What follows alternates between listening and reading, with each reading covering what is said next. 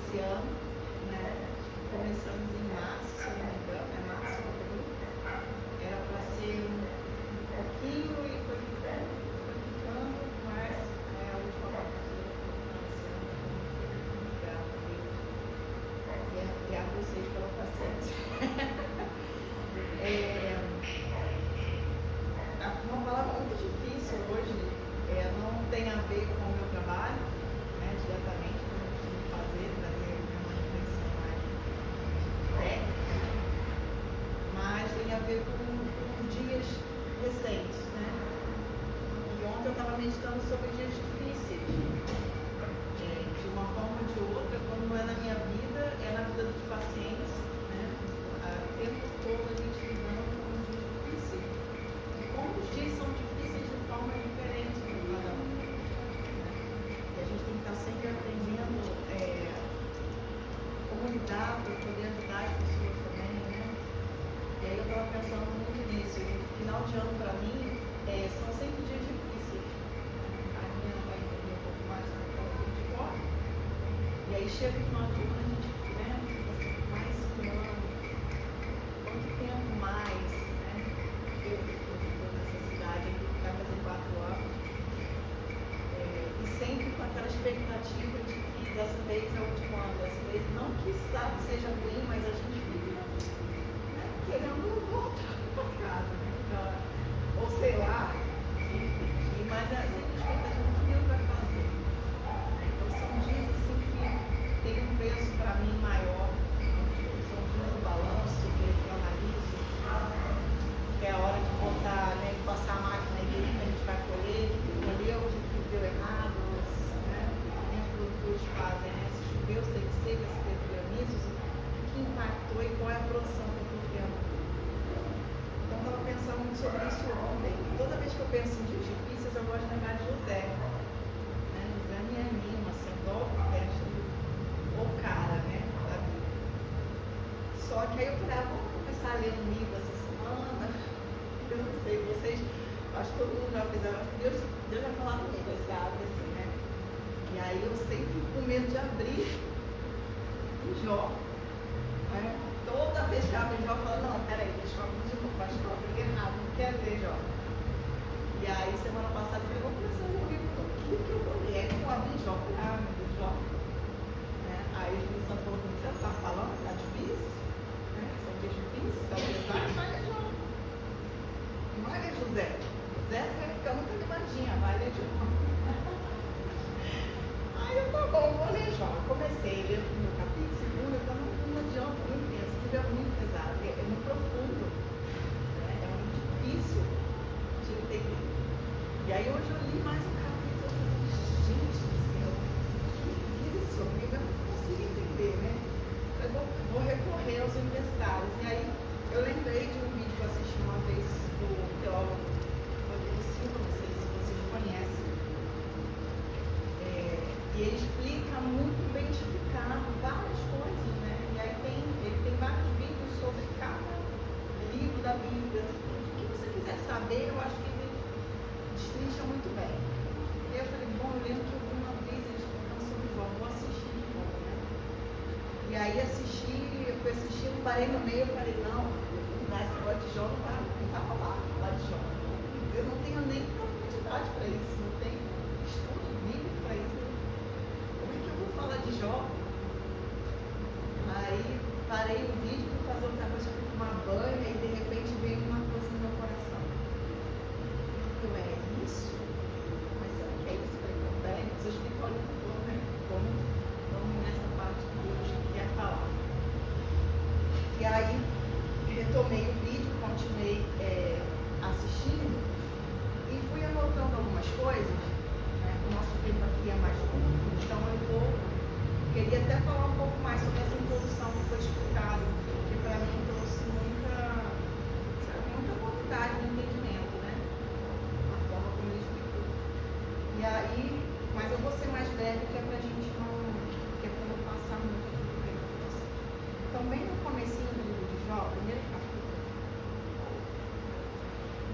lá no capítulo 1, no verso 6, diz assim: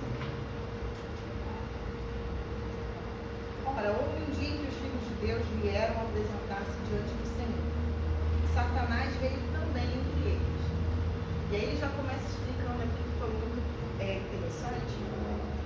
Os filhos de Deus entendem-se por anjos aqui, né? Então, houve uma reunião no céu. Deus convocou os anjos. E Satanás veio também.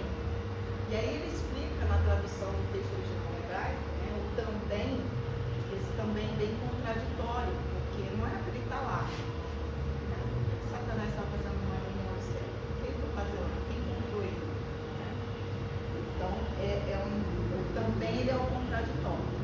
É que nem quando você vai fazer uma festa, sei lá, você vai fazer alguma coisa e vai aquela pessoa que não era para cá e você vai contar, foi legal, foi fulano, e veio também. Você droga. Né? Para dar aquele sentido. Então, aqui ele está dizendo que Satanás veio também entre eles. E o Senhor disse a Satanás: de onde tu vens? Né? Como se ele não soubesse. Sabe que Deus sabe, Deus sabe. Mas ele questiona. Porque Deus, o questionamento de Deus é uma forma dele se abrir no diálogo, né? É uma forma que Deus tem de falar com a gente, também sempre questionando. Então ele dá essa abertura para que a gente fale, para que a gente se explique e para que as coisas clareiem. Então quando Deus pergunta de onde tu vens, mas ele não sabe. Ele queria ouvir a resposta, né? Para que as coisas se esclarecessem. Então Satanás respondeu ao Senhor e disse: de ir sobre a terra, e de nela andar para cima e para baixo. Em outras traduções diz que ele fala que estava passeando, de passear pela terra. E aí a explicação vem também sobre esse trecho, que diz assim: qual que é a tradução original também do termo, no texto original fala Satã, né? E o significado dessa palavra é advogado acusador. Então, Satanás estava ali como um advogado acusador. E acusador de quem? Né? Ele foi ali para acusar quem? E quando ele usa o termo passear, não é um passear nosso, já vou ali passear, vou fazer um passeio, vou ver coisas. Aí ele explica, quando Davi também passeava pelo palácio, né? Todos dormiam, ele passeava pelo palácio.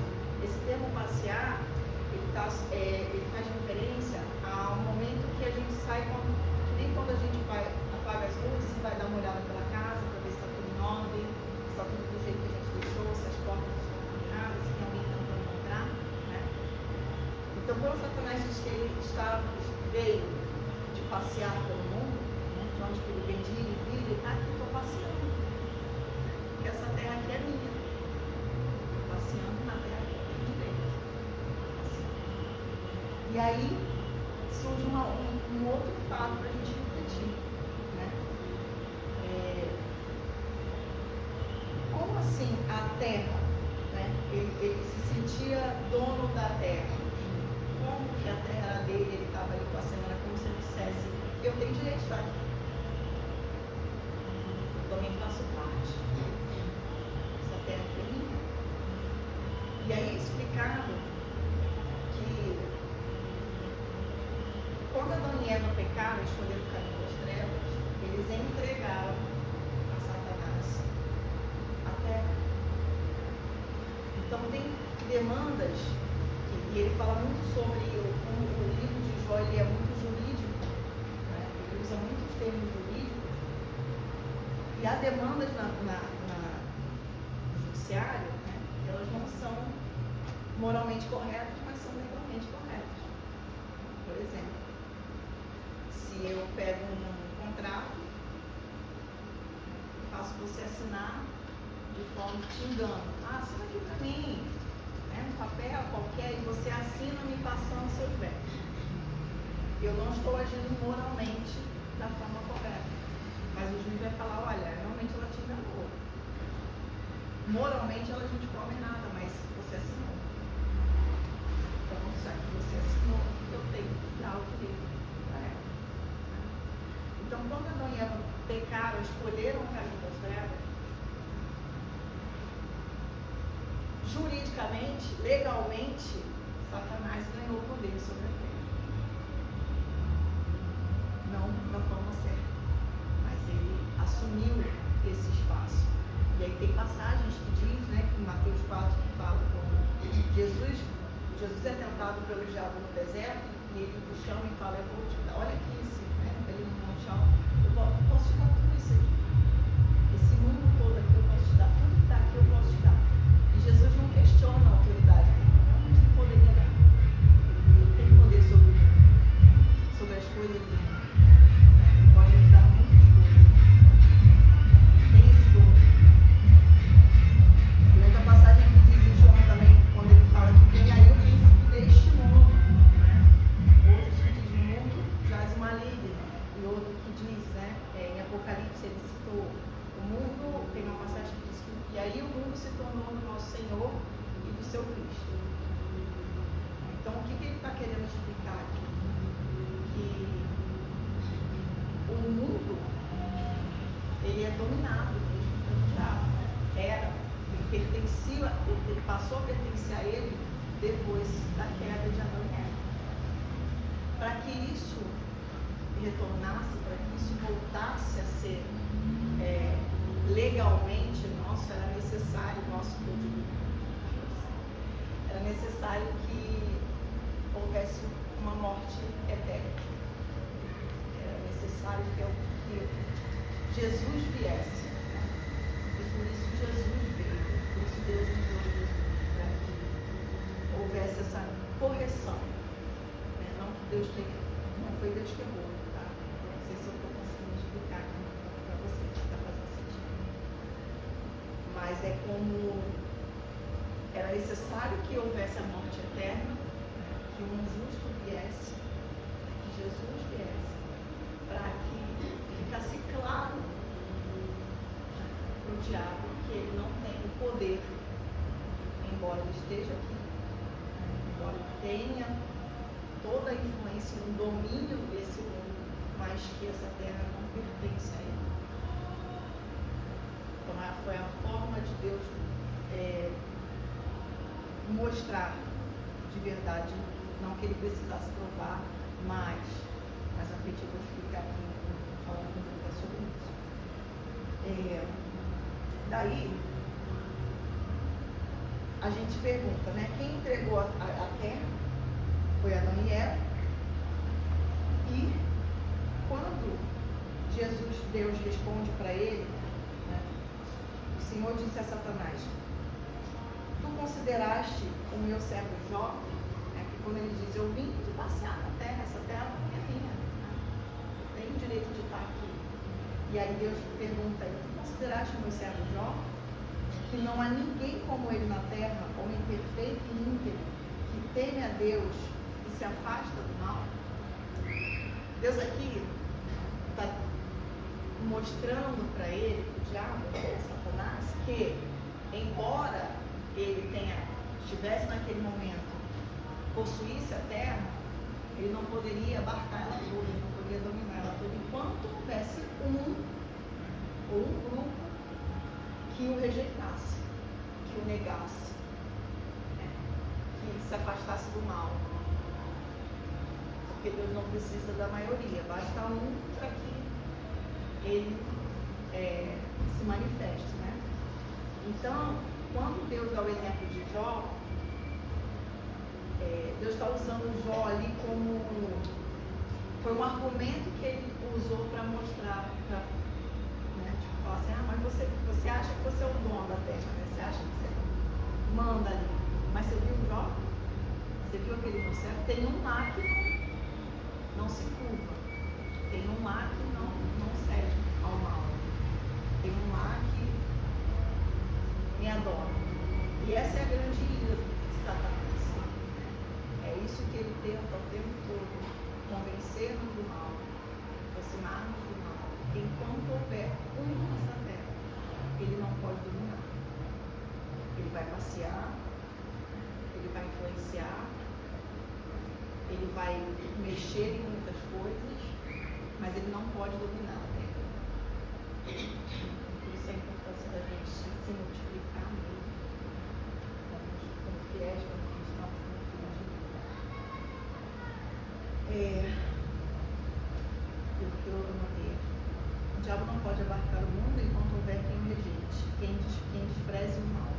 essa é a grande ira dele. Então, no versículo 8, né, quando Deus diz isso para ele, como um argumento para mostrar para ele que a terra não era dele, não moralmente, embora legalmente fosse até aquele momento. E por que Deus precisou mostrar isso para ele, né? Deus não precisava provar para ele nada. Por que Deus entrou numa conversa, esse diálogo? Deus fez isso comigo e com você, para que ficasse claro, para que não houvesse dúvida. Porque muitas coisas que Deus faz, que não é para ele. Ele não precisa provar nada. Mas se ele não desse essa resposta, se não houvesse hoje o exemplo de Jó, imagina a história, a Bíblia sem Jó. É uma história que traz muitos ensinamentos. E aí eu comecei a navegar aqui, né? Poxa, então Deus faz as coisas pra gente, pra mostrar pra gente. E a gente sempre se questiona quando lê Jó, por que Jó passou por isso? Por que um servo tão fiel? Por que foi tanta perda? Bastava de repente dar uma mexidinha ali, perde um bem, perde um boi, perde a fazenda, mas não perdeu o filho, perdeu a esposa, perdeu amigos, perdeu a saúde. Para que tanto? Por que teve que sofrer tanto? Não era só para mostrar paciência para a gente, né? Para a gente ter paciência de Jó. Não era só isso. E tinha mais. Então, o que o livro de Jó nos ensina? E uma coisa que ficou muito clara, que nesse mundo não há justiça. Nesse mundo não há justiça. Não adianta. Eles falam a justiça de Deus, a justiça de Deus, mas nem a justiça do homem haverá. E a gente vê muita injustiça acontecendo.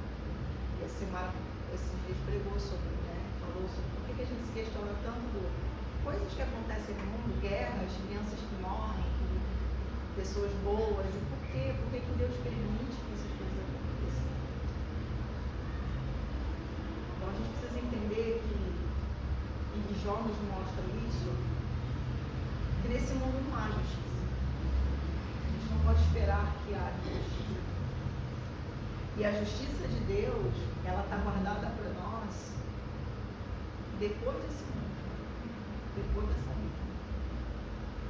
Então a gente também não pode esperar que a totalidade de Deus se cumpra na nossa vida aqui.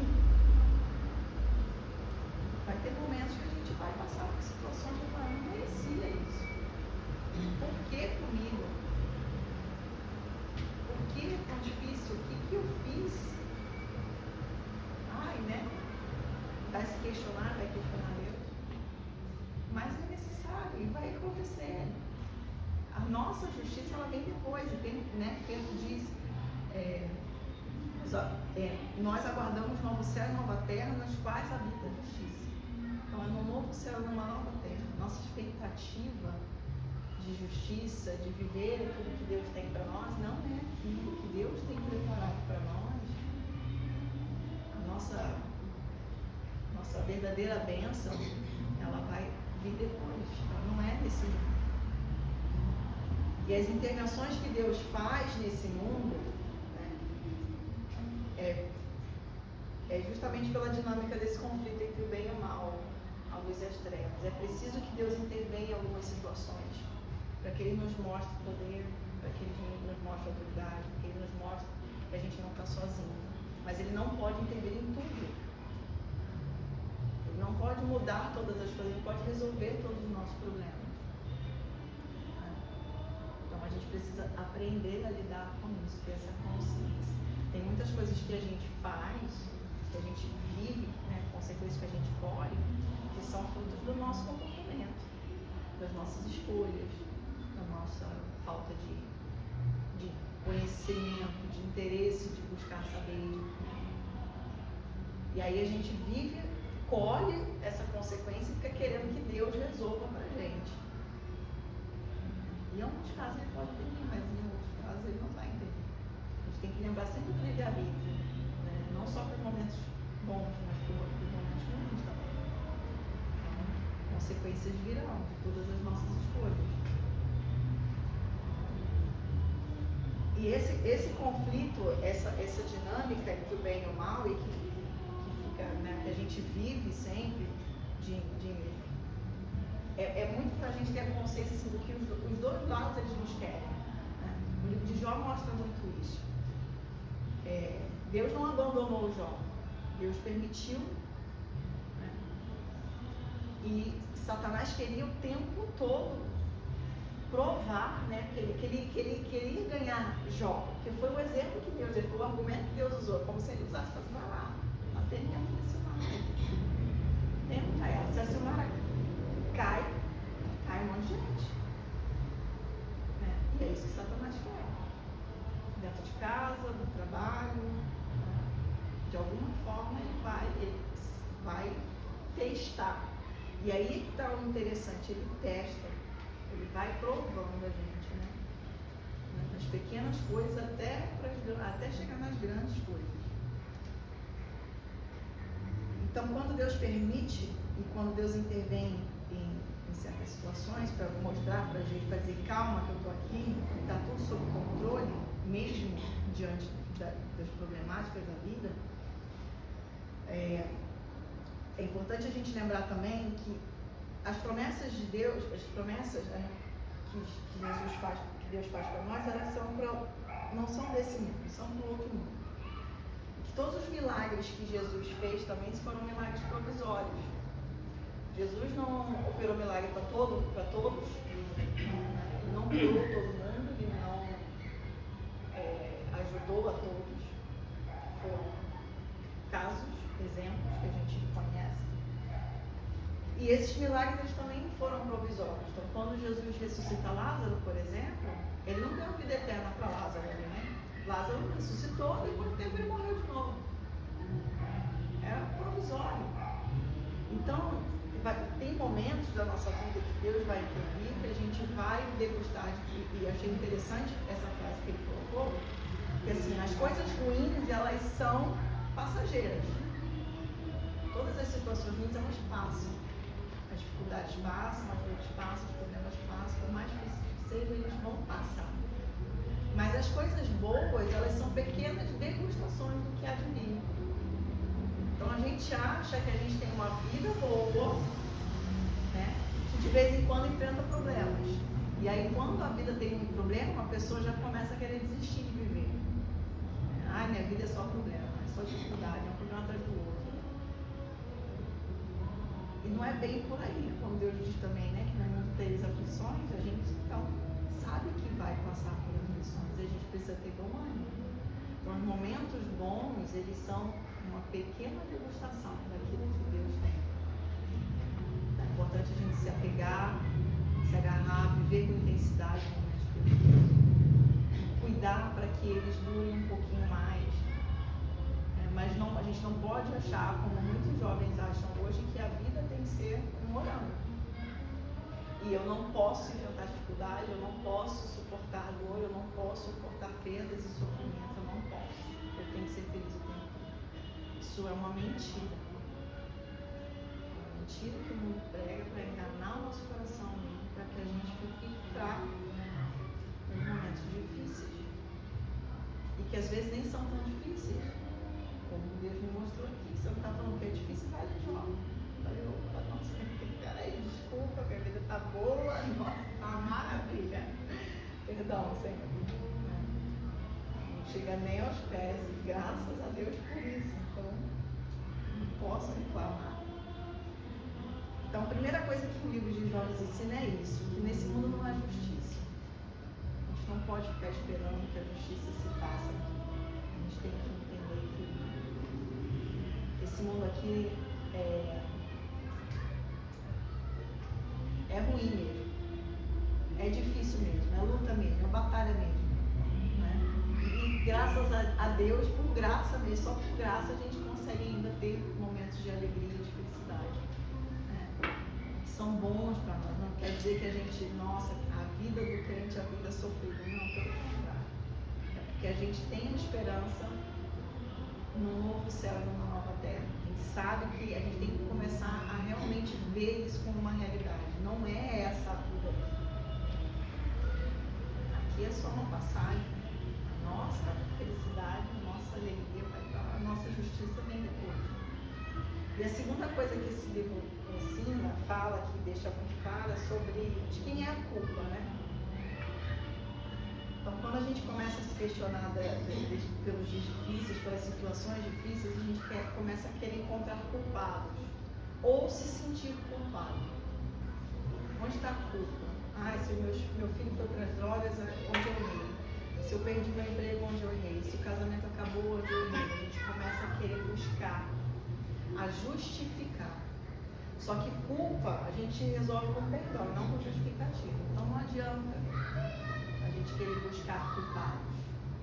E quando a gente, a culpa também é uma forma da gente se isentar de responsabilidade. Porque quando a gente tem a culpa, a gente não tem muito o que fazer. Quando a gente assume a responsabilidade, a gente está diante de algo que a gente precisa fazer. Então, se eu tenho responsabilidade sobre isso, eu posso corrigir isso. Então, não adianta eu querer achar um culpado, colocar a culpa em alguém e ficar me vitimizando, achando que a culpa é minha pelas coisas que estão acontecendo. É entender onde a gente errou, corrigir. Só que tem coisas, quando a gente olha para Jó, e aí vem os acusadores, né? Eu fui lendo alguns capítulos aqui, do capítulo 4 ao capítulo 12, depois de 13, quase o livro todo ele tem um diálogo com amigos, né? Que chegam para ele e falam, mas você está em pecado. Claro que você está em pecado. Não, mas olha, se você se arrepender, se você se corrigir, se você for diante de Deus, Ele vai te perdoar, Ele vai te abençoar, Ele vai tirar a mão pesada sobre a sua vida. E Jó o tempo todo falando, mas eu sou justo, eu não fiz nada de errado, eu não estou em pecado. E muitos vieram até ele, muitos, e aí, né, Jó foi rebatendo. Eu fui anotando aqui alguns trechos, né, no capítulo 3 até me chamou muita atenção, quando ele fala, ele sempre fala, 12, né? Então Jó respondeu dizendo, não há dúvida que vós sois o povo e a sabedoria morrerá convosco, que eram amigos também cristãos e falavam para ele, não, você precisa, tem alguma coisa errada na sua vida. Se os seus filhos estivessem no caminho, eles não teriam morrido. Se você tivesse agido certo com a sua esposa, ela não teria te abandonado. E Jó o tempo todo convicto no coração dele de que ele não fez nada de errado. E aí ele começa ele questiona a Deus. Por que você está pesando a mão comigo? Só que o tempo todo ele questiona, mas ele reconhece a soberania e a autoridade dele. O tempo todo ele fala. Ele coloca aqui que ele está sendo zombado mesmo por ser correto. As pessoas zombam. No capítulo 16 ele fala também, tem ouvido muitas coisas como essas. Aí ele começa a se revoltar um pouco contra os amigos, né? E ele diz, tem ouvido muitas coisas como essas, miseráveis consoladores sois todos vós. Terão fins as palavras vãs? O que te faz responder assim? As pessoas, ele começa a vai acabar essa acusação, vai acabar essas palavras que vocês estão falando, eu sei que tudo isso, eu sei o que eu tenho que fazer, eu sei como andar, como honrar a Deus, eu sei o que é certo, eu não me dobro, eu não faço nada errado, eu sou honesto, eu sei. E eu estou falando para vocês que eu sou justo. Eu estou no caminho certo. Então não havia culpa sobre Jó. E as pessoas ali, tentando encontrar uma culpa nele, para justificar aquilo que ele estava vivendo. Então isso me chamou muita atenção também, porque às vezes a gente olha a pessoa vivendo uma situação e a gente já começa a imaginar alguma coisa fez de errado. Para estar passando por isso, alguma coisa fez de errado. A gente começa a colocar Deus ali, como os amigos de Jó colocaram, como um Deus justiceiro. Que fica ali medindo o que você faz, o que você não faz. Então fez isso, eu vou te castigar com isso. Então ela fez aquilo, eu vou tirar sua esposa, sua filha, sua casa, seu gado. Não é assim. Não é assim que Deus age. Ele é justo, sim, ele corrige, ele pesa a mão quando precisa pesar. Mas ele não é essa dinâmica que funciona. Por isso que existe a graça de Deus é muito forte. Só que a gente tem essa tendência de querer julgar o que a vida do outro está passando por isso. Se achar mais correto, a gente se acha mais correto. Várias vezes ele fala aqui, e se Deus questionasse vocês? Ele não acharia um erro, ele não acharia nada para corrigir na vida de vocês? Né? Jó vai tendo esses diálogos com os amigos. No capítulo 27, eu achei muito bonita essa passagem. Fala assim, ademais Jó continuou sua parábola e disse: como vive Deus, que levou embora meu julgamento todo-poderoso, que aborreceu a minha alma. Ele estava sentido mesmo. Sentido com Deus, porque ele estava vivendo tudo aquilo. Todo tempo em que meu fôlego estiver em mim e o Espírito de Deus estiver nas minhas narinas, meus lábios não falarão maldade, nem a minha língua proferirá engano. Longe de mim que vos dê a razão. Ele não sabe, ele estava sendo, não posso, longe de mim da razão que vocês estão dizendo.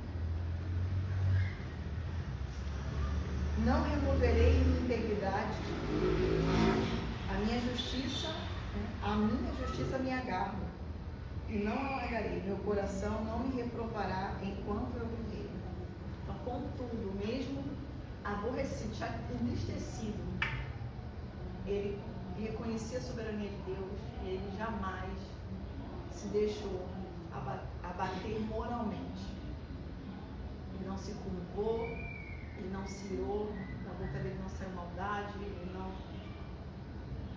procurou caminhos errados, né, para recuperar as coisas que ele perdeu. Ele se manteve íntegro e fiel a Deus. E aí vem a terceira grande lição para mim desse livro, né, que foi o que o Espírito Santo falou comigo agora, que eu falei, eu não estou entendendo, eu não vou conseguir falar desse livro, é muito profundo. O que quer mostrar, né, a história de Jó? Por que isso aconteceu? E aí me veio essa resposta, né? Quem conhece o seu coração? Você conhece o seu coração? Será que a gente conhece o nosso coração? Eu acho que a grande, aí uma coisa Juliana falando, a grande lição que Deus deu a Satanás aqui, com o exemplo de Jó, foi primeiro mostrar para ele que ele pode um monte de coisa, pode mexer aqui e ali, mas ele não conhece o coração de ninguém. De fato, ele não conhece, porque ele vai testando. Ele vai testando. Um negocinho aqui, um negocinho ali, mas ele não conhece o nosso coração. Nessa terra, ele só pisa se a gente autorizar. Ele só entra se a gente autorizar. E ele não conhecia o coração de Jó. Ele não entendia por que tanta fidelidade, por que uma pessoa tão correta. Ele foi testando. Deus conhecia o coração de Jó? Com certeza. Mas talvez nem Jó conhecesse o coração dele tão profundamente assim. Às vezes a gente fala, né? Nossa, eu sou fiel. E aí quando Satanás questiona ele, mas no capítulo 1 que ele fala. Então Satanás respondeu assim, né? Quando Deus pergunta, você conhece o servo Jó? E ele diz, acaso Jó teme a Deus por nada? Tu não fizeste uma cerca sobre ele, sobre sua casa, e sobre tudo que ele tem por todos os lados? Tu abençoaste o trabalho de suas mãos e suas posses aumentaram na terra? Pois a vida dele é toda perfeita, claro que ele te adora. Deixa eu tocar nele, para te mostrar se ele é fiel mesmo.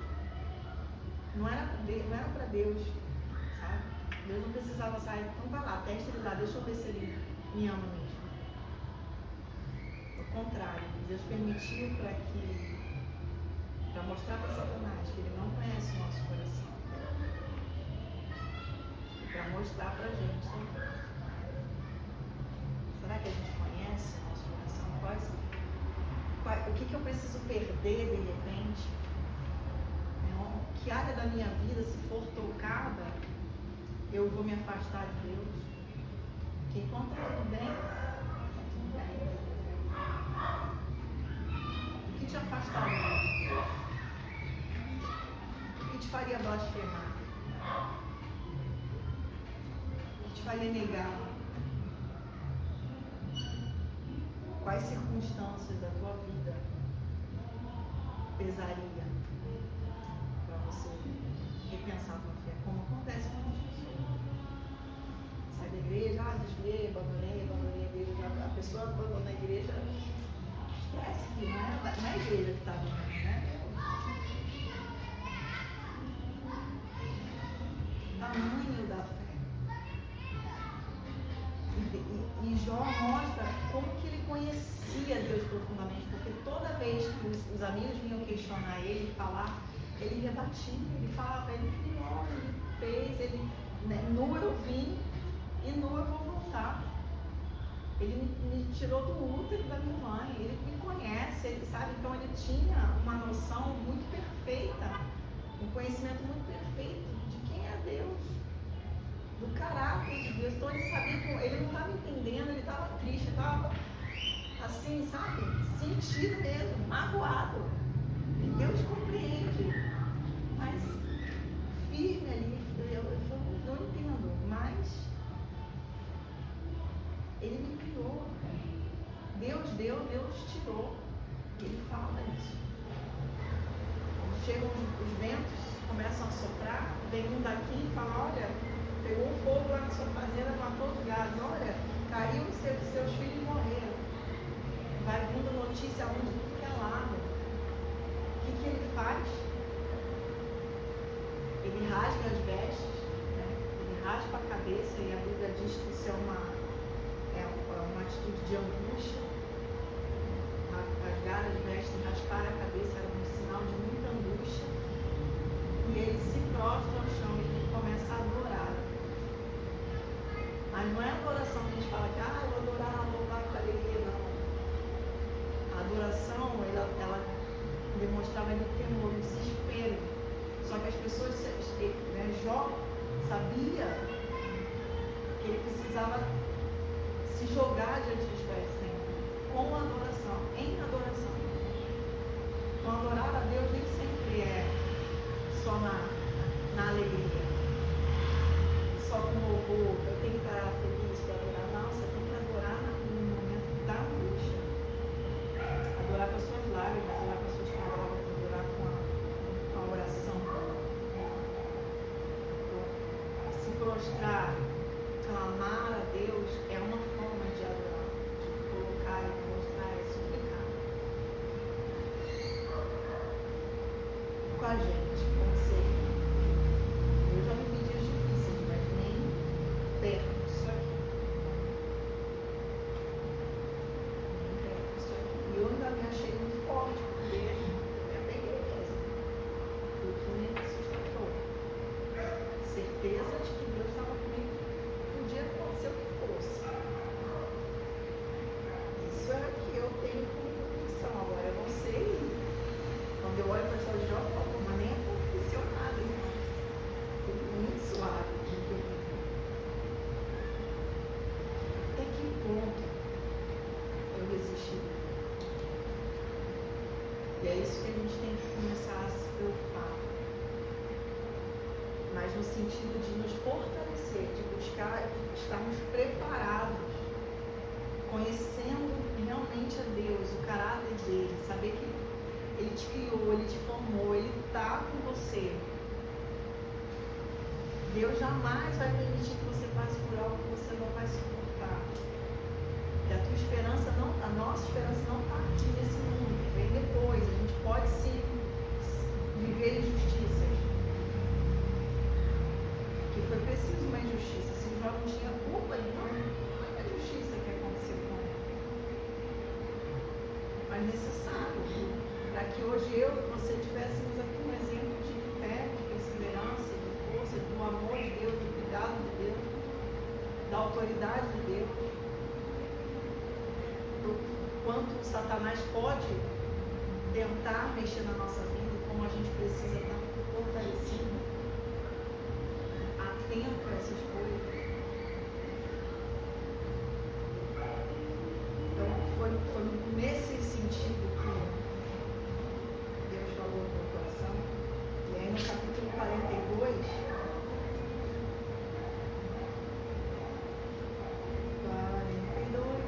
10, diz assim: E o Senhor mudou o cativeiro de Jó quando ele orava por seus amigos. Também o Senhor deu a Jó 2 vezes mais do que ele tinha antes. Então vieram a ele todos os seus irmãos e todas as irmãs e todos os que antes o conheceram, e comeram com ele pão em sua casa, e lamentaram com ele, consolaram, e ele vai falando tudo que Deus foi restituindo na vida de Jó. E isso aconteceu no momento em que ele orava, e ele orava pelos amigos dele, porque no versículo 7 do 42,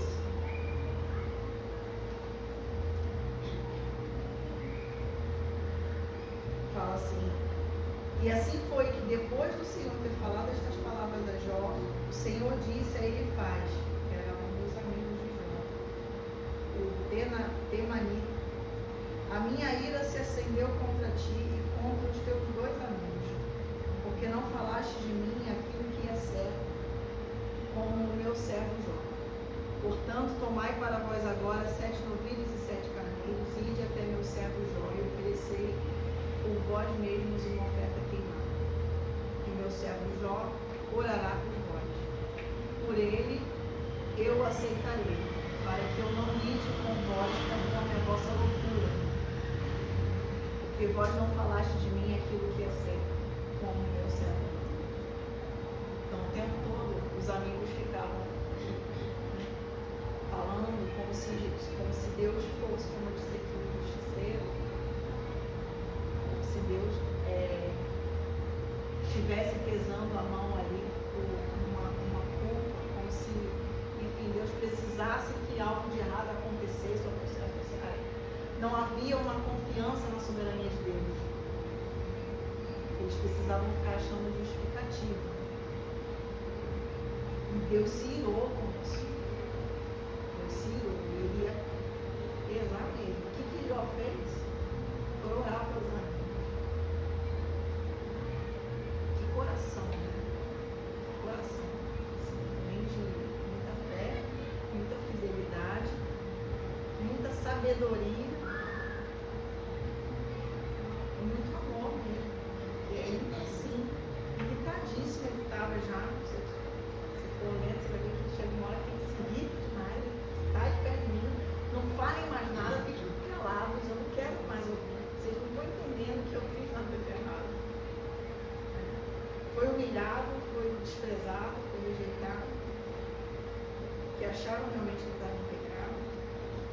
E ainda assim ele foi orar pelos amigos. E aí, nessa hora, Deus chega e começa a fazer a restauração do povo. Então, pode ser que a nossa restauração não chegue aqui nessa terra, nesse mundo, mas certamente ela está prometida. Então é isso que a gente tem que ter como convicção. Nas circunstâncias, nos momentos difíceis, nas adversidades, seja qual for o nível da dificuldade, Deus pode mudar, Deus vai estar lá, vai estar sempre sustentando. A gente precisa se manter firme, íntegro, honesto, fiel, orando sempre, confiando na soberania dele, mas com os olhos sempre postos na promessa. E a nossa esperança realmente não vai. Certo? Então, essa é a mensagem. Né? Eu estava buscando uma mensagem de esperança esses dias. Ontem eu estava falando sobre isso no Instagram. Trazer uma esperança nos dias difíceis. Falei de José, mas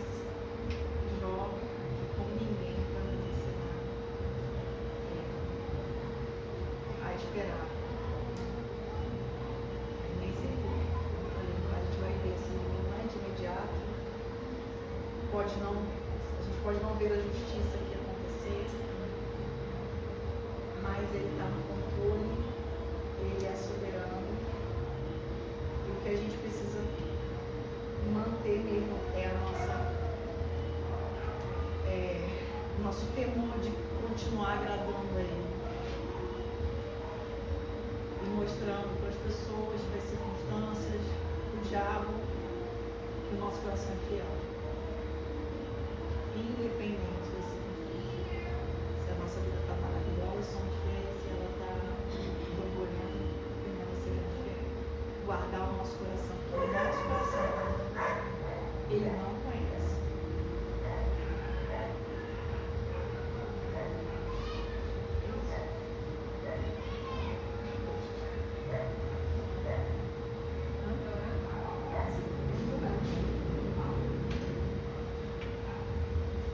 Senhor, muito obrigada, Pai, por essa noite. Obrigada por todos esses meses que o Senhor me permitiu estar aqui. Com tantos desafios, Deus, como tão pequena que sou, aprendendo mais de Ti. Te agradeço por essa palavra que primeiro veio ao meu coração. O Senhor sempre trazer resposta, o Senhor sempre tão generosamente, tão amorosamente, Pai, nos responder. E que palavra forte, desafiadora para esse momento, para esse encerramento, para esse fechamento de ano, mas que ao mesmo tempo uma semente poderosa para o nosso coração. Que o nosso coração possa ser uma terra fértil, Senhor, para receber, para compreender, para traduzir tudo isso. Que cada um aqui possa ainda sentir o desejo de se aprofundar nesse conhecimento da Tua palavra, buscar mais a história de Jó como fonte de força, de inspiração, de sabedoria, porque nós lemos aqui só um trecho, Pai, nem metade do livro. E eu sei, Senhor, que uma história que traz tanta confusão no nosso coração, tantos questionamentos, é porque tem muitos ensinamentos. Então abre a nossa mente, Senhor, abre o nosso coração, abre o nosso entendimento, abre o nosso olhar, nos direciona, Pai, para que a gente consiga fortalecer a nossa fé, ao ponto de sermos testados diariamente, dia após dia, ano após ano, em qualquer circunstância que viemos, que a gente não se abale. O Senhor conhece as nossas limitações, o Senhor conhece as nossas fraquezas, o Senhor sabe quão difícil é, às vezes, suportar, nos mantermos firmes. Mas essa é a graça do nosso relacionamento contigo. Podemos sermos sinceros, falar com o Senhor diretamente, confessar que está difícil, que somos falhos, que somos pecadores, que precisamos da tua ajuda. Nos colocarmos nus diante do Senhor, certo de que o Senhor nos ama, nos compreende e vai nos fortalecer. Então nos ajuda, Senhor, a sermos sinceros cada vez mais, cada dia mais, a rasgar no nosso coração e nos sentir, a questionarmos sim a nossa fraqueza, mas jamais a tua soberania, jamais a tua autoridade. Coloca essa convicção no nosso coração, para que cada um aqui possa sair hoje assim, renovado, com um olhar de esperança. Seja qual for os dias difíceis que cada um está enfrentando, saudades, perdas, necessidades, seja qual for, que Que o Senhor nos dê essa certeza de que os dias difíceis passaram. Eles passaram. Que o Senhor está conosco. E se necessário passar, para mostrarmos para o mundo, para o inferno, para as pessoas, que somos seu, que o nosso coração é seu, pertence a ti. Nos dê as armas necessárias para que a gente enfrente. Sabemos a responsabilidade que é vivermos debaixo da tua palavra, mas essa diferença que está sobre a nossa vida, essa luz que o Senhor colocou em nós, ela traz tudo aquilo que nós precisamos. Aumenta a chama, aumenta a chama. Aproxima-nos de ti, chama-nos mesmo todos os dias para conhecermos mais de ti. Que através da palavra, que através do ouvir, que a gente vai te conhecer cada vez mais, que a nossa fé vai se fortalecer. Por isso nós te agradecemos, Pai. Tão grande amor, misericórdia e graça que o Senhor tem derramado. E pelas pequenas degustações que o Senhor tem nos dado, daquilo que o Senhor tem reservado para nós. Muito obrigada, Senhor, em nome de Jesus. Nós te agradecemos.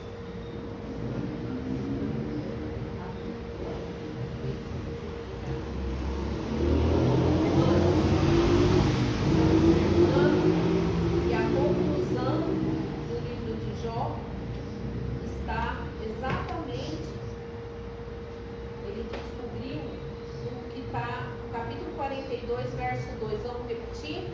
Eu vou ler o versículo e vocês repetem comigo. Vamos ficar de pé. Ele entendeu o seguinte: bem sei. Vocês falam junto comigo? Jó 42, 2. É essa a conclusão que ele chegou de tudo que ele passou. Jó 42, 2.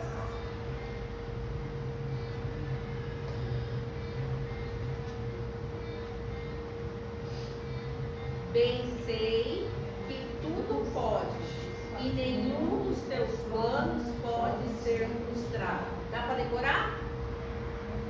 Bem sei que tudo pode, E nenhum dos teus planos pode ser frustrado. Agora só eu vou falar, vocês vão ouvir. Bem sei que tudo podes, e nenhum dos teus planos pode ser frustrado. Mais uma vez eu vou falar. Bem sei que tudo podes, e nenhum dos teus planos pode ser frustrado. Terceira vez sozinha eu. Bem sei que tudo podes, e nenhum dos teus planos pode ser frustrado. A igreja. Bem sei que tudo podes, e nenhum dos teus planos pode ser frustrado. Jó 42, versículo 2. Então tudo que você está passando não é em vão. Tem o plano de Deus aí, e glória a Deus por essa palavra. Amém, queridas? Até domingo, o nosso culto vai ser 6 horas da tarde. Nós vamos fazer a ceia, né? A ceia de Natal. Então, venha preparado para louvar a Deus, e depois nós jantarmos todos juntos. Traga a sua